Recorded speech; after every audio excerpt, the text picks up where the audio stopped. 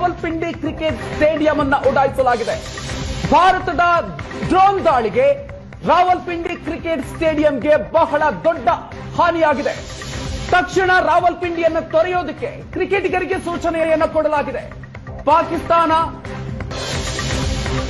Super league ಅಲ್ಲಿ ನಡೀತಾ ಇದೆ. ಕ್ರಿಕೆಟ್ ನಡಿಬೇಕಾಗಿತ್ತು. ಆ ಹಿನ್ನೆಲೆಯಲ್ಲಿ ಕ್ರಿಕೆಟಿಗರು ಕೂಡ ಅಲ್ಲಿದ್ರು. ಭಾರತ ನಡೆಸಿರುವಂತಹ ಈ ಡ್ರೋನ್ ದಾಳಿಯಲ್ಲಿ ರಾವಲ್ಪಿಂಡಿಯ ಸ್ಟೇಡಿಯಂಗೂ ಕೂಡ ಹಾನಿ ಆಗಿದೆ. ಕ್ರಿಕೆಟಿಗರಿಗೆ ಪಾಕಿಸ್ತಾನ ಕ್ರಿಕೆಟ್ ಬೋರ್ಡ್ ಅಲ್ಲಿಂದ ತೆರಳೋದಕ್ಕೆ ಸೂಚನೆಯನ್ನ ಕೊಟ್ಟಿದೆ. ಪಿಎಸ್ಎಲ್ ಟೂರ್ನಿಯನ್ನ ನಡೆಸಲಾಗ್ತಾ ಇದೆ. ಪಾಕಿಸ್ತಾನದ ಕ್ರಿಕೆಟಿಗರು ಮಾತ್ರ ಅಲ್ಲ, ಹಲವು ವಿದೇಶಿ ಕ್ರಿಕೆಟಿಗರು ಕೂಡ ಭಾಗಿಯಾಗಿದ್ದಾರೆ. ಇವತ್ತು ಕೂಡ ಮ್ಯಾಚ್ ನಡಿಬೇಕಾಗಿತ್ತು. ಆದ್ರೆ ಈ ಒಂದು ಡ್ರೋನ್ ದಾಳಿಯಲ್ಲಿ ಪಾಕಿಸ್ತಾನದ ರಾವಲ್ಪಿಂಡಿ ಸ್ಟೇಡಿಯಂಗೂ ಕೂಡ ಹಾನಿ ಆಗಿದೆ.